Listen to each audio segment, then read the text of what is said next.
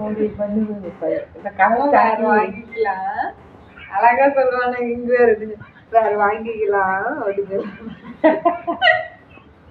அத்தனை வாயே ஆனா 6 வீட்டுக்கு வர மாட்டேங்குது. அது சாயங்காலம் வந்துட்டோம்னா கொஞ்சம் கூப்பிட்டோம்னா விட்டுட்டு போனேன் இப்ப எதுக்கு விட்டுட்டு போனேன். அது காலையில இருந்து யாருமே இருக்கிறது இல்ல. போன பார்க்காம இருந்தா அது வாங்குது. நேற்று அழுகுலையோ மத்தியானம் இவருங்க அப்படித்தான் கொடுக்க மாட்டேங்கிட்டேன். அது இதுன்னு சொல்லியே இது பண்ணி மகன் தான் பழக்கி விட்டது. போன் நான் பழக்கி விட்டதா? நீ தானே பழக்கி விட்ட. பொம்மை பார்க்கலாம், பாட்டு தமிழ் பாட்டு கேட்கலாம், நீ தானே பழக்கி விட்டது. பழிவும் போனா நீ தானே பழக்கி விட்ட. நானா போட்டு கொடுத்த ஆளப்ப ஆளு தொந்தரவு வரக்கூடாது. நீ பண்ணி போட்டு காய வைக்கல குடிச்சிட்டு போ. அவ பச்சை தண்ணியை ஊத்திட்டு போயிட்டா. நிக்க பச்சை தண்ணி ஊத்து. பச்சை தண்ணி ஊற்றாது குளிச்சாச்சா உடம்பு நல்லா விடுன்னு இருக்கு.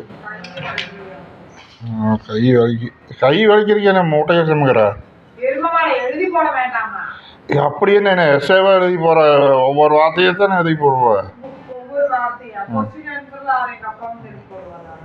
அப்பா எழுதி போட்டுருந்தா உனக்கு நல்லா படிக்க வச்சிருப்பாரு.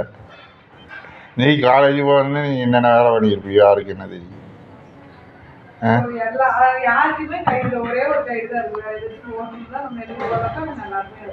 நாங்களே படிக்கிற காலத்தை புக்கே எல்லாம் படித்தோம் தெரியுமா. புக்கே இல்லாமல் வாத்தியார் மிஸ்ஸு என்ன சொல்லி கொடுக்குறாங்களோ அதையும் மைண்டில் ஏற்றி நான் படித்து முன்னேறி வந்தவங்க.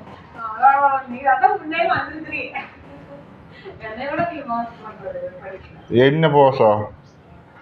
படிப்பில் மோசமாக இருந்தாலும் சொந்த புத்தி இருக்குதுல்ல.